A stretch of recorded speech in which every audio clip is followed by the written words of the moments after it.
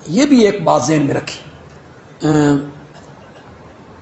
زندہ آدمی سے دعا کی درخواست کی جا سکتی، اس کا ثبوت ہے حدیثوں میں۔ زندہ آدمی کو آپ کہیں، ہمیں جمعے پہ نہیں لوگ کہتے، پرچیاں نہیں بھیج، بیمار ہے فلاں فوت ہو گیا جی دعا کر دو، تو زندہ آدمی سے دعا کی درخواست کی جا سکتی ہے، لیکن بڑا آدمی چھوٹے کو کہے اور چھوٹا آدمی بڑے کو کہے، یہ نہیں ہے بھائی چھوٹے ہی بڑوں کو کہیں، نہ، مرید پیروں کو کہیں اور کبھی کبھی پیر صاحب بھی مریدوں کو کہیں، مقتدی امام کو کہیں اور کبھی کبھی امام صاحب و مقتدی کو، چھوٹا بڑے سے، بڑا چھوٹے سے۔ اس کے بڑے ثبوت ہیں جی حدیث میں کتنے اس پر ثبوت پیش کرتا چلا جاؤں۔ میرے آقا خطبہ دے رہے ہیں، ایک آدمی دروازے میں کھڑا ہو گیا، اس نے کہا یا رسول اللہ بارشیں بند ہو گئی ہیں اور فصلیں تباہ ہو گئی ہیں اور قحط پڑ گیا ہے، آپ دعا کریں۔ میرے آقا نے خطبے کے دوران ہی ہاتھ اٹھا دی۔ صحابہ کہتے تھے کڑکتی دھوپ میں آئے تھے، برستی بارش میں باہر نکل کے تو دعا کی درخواست کی۔ میرے آقا نے یہ تو نہیں کہا بارش برسانا میرا اختیار میں، یہ صحابی نے بھی نہیں کہا یا رسول اللہ آپ برسائیں۔ پورا ہفتہ بارش برستی رہی، دوسرے جمعے پہ وہی بندہ یا کوئی اور بندہ پھر کھڑا ہو گیا، اس نے کہا یا رسول اللہ ہڑتے مردے ہیں، جانور باندھنے کی جگہ کوئی نہیں، چلنے کے راستے کوئی نہیں، آپ دعا کریں اللہ بارش بند کرے۔ آپ نے انگلی اٹھائی، فرمایا اللہم حوالینا ولا علینا، اے اللہ ہم سے پھیر لے، ہم پر نہ برسا، جنگلوں میں برسا، پہاڑوں میں برسا۔ صحابہ کہتے ہیں جہاں جہاں انگلی گھومتی چلی جاتی ہے بادل کٹتا چلا جاتا ہے۔ یہ چھوٹا بندہ بڑے کو کہہ رہا ہے میرے لیے کیا کرو، دعا کرو۔ حضرت ابو ہریرہ کہتے ہیں یا رسول اللہ میری ماں کافرہ ہے، آپ اس کے ایمان کے لیے دعا کریں، دعا کریں، جائز ہے۔ حضرت عمر رضی اللہ تعالیٰ عنہ عمرے کے لیے جانے لگے، نبی اکرم صلی اللہ علیہ وسلم کو ملے تو آپ نے فرمایا اپنی دعاؤں میں وہاں جا کے ہمیں نہ بھولنا۔ کس نے کہا؟ بڑوں نے چھوٹے سے کہا، جائز ہے۔ تو جب تک زندہ ہے نا بندہ، اس سے دعا کی آپ درخواست کر سکتے ہیں۔ تو حضرت عمر کا بھی یہی فعل تھا کہ انہوں نے حضرت عباس سے کہا کہ آپ کیا کریں، دعا کریں۔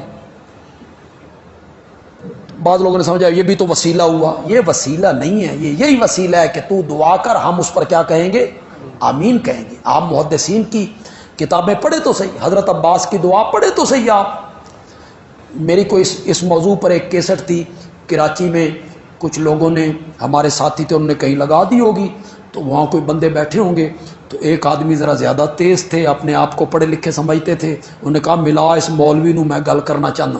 اس بندے نے مجھے فون ملا دیا، اس نے کہا جی یہ بندہ ہے اور کہتا ہے کہ میں وسیلہ ثابت کرتا ہوں۔ تو میں نے کہا بات کرا لے، تو میں نے کہا جی ہاں جی۔ اس نے کہا جی آپ نے وسیلے کا انکار کیا، حضرت عمر نے حضرت عباس کا وسیلہ نہیں دیا۔ میں نے کہا محترم یہ آپ کی دلیل نہیں ہے، یہ میری دلیل، یہ دلیل میری ہے۔ اگر وفات کے بعد بھی کسی کا وسیلہ دینا جائز ہوتا تو حضرت عمر عباس کا نہ دیتے، کس کا دیتے؟ نبی اکرم صلی اللہ علیہ وسلم کا دیتے۔ یہ آپ کی دلیل ہے، یہ تو میری دلیل ہے، اور میں یہ ثابت کر رہا ہوں اس میں کہ نبی اکرم کہ ہماری شریعت میں زندہ بندے سے دعا کی درخواست کی جا سکتی، آپ کر سکتے ہیں، لیکن انتقال کے بعد ان سے دعا نہیں کروانی، ان کے لیے کیا کرنا۔ اگر آپ کو بات تو میں نے حقیقت بتائی ہے آپ کو، جذبات سے آپ ہٹ جائیں بالکل۔ پڑھے ذرا درود، یہ کیا ہے؟ دعا ہے۔ کون مانگ رہا ہے؟ آپ، میں، کن کے لیے؟ یہ انتقال کے میں دعا مانگ رہا ہوں نبی اکرم صلی اللہ علیہ وسلم کے لیے. اذان کے بعد کیا پڑھتی؟ اللہم رب ھذہ الدعوۃ التامہ والصلاۃ القائمہ آت محمدا یہ ہم کس کے لیے دعا مانگ رہے ہیں؟ نبی اکرم صلی اللہ علیہ وسلم کے لیے. آپ نے فرمایا میں الوسیلہ جنت میں ایک جگہ ہے، منزل کا نام ہے، مکان کا سب سے اونچا ہے. آپ نے فرمایا ایک بندے کو ملنا ہے، پوری کائنات میں صرف ایک بندے کو وہ مقام ملنا ہے، اور اللہ کی رحمت سے امید ہے کہ وہ بندہ میں ہوں گا. میری امت کے لوگوں تم میرے لیے دعا کیا کرو. جی سمجھ آ رہی کہ نہیں آ رہی؟ میرے آقا کیا کہہ رہے ہیں امت کو، آپ کو، مجھے، تم میرے لیے دعا کیا کرو کہ وہ الوسیلہ جو جنت کا مقام ہے، یا اللہ وہ ہمارے پیارے پیغمبر کو دینا جس میرے امتی نے اذان کے بعد میرے لیے دعا مانگی، اس کی شفاعت مجھ پر واجب ہو، اس کی شفاعت مجھ پر واجب ہوگی. تو ہم اپنے نبی کے لیے دعا مانگ رہے ہیں. تو یہ سارا طریقہ میں نے آپ کو بتایا.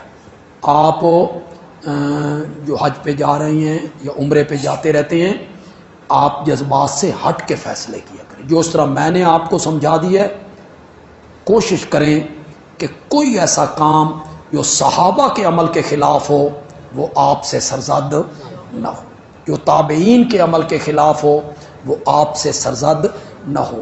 آپ نبی پاک کے زیادہ محب نہیں ہیں، آپ سے بہت بڑھ کر محب تھے صحابہ. آپ اس کی گرد راہ کو بھی نہیں پہنچ سکتے، آپ انہیں نہیں پہنچ سکتے جس طرح کی محبت ان کو تھی، جس طرح کا پیار ان کو تھا نبی پاک سے. تو جو عمل وہاں انہوں نے کیے ہیں وہی عمل ہمیں بھی اپنانے چاہیے. وما علینا الا البلاغ المبین.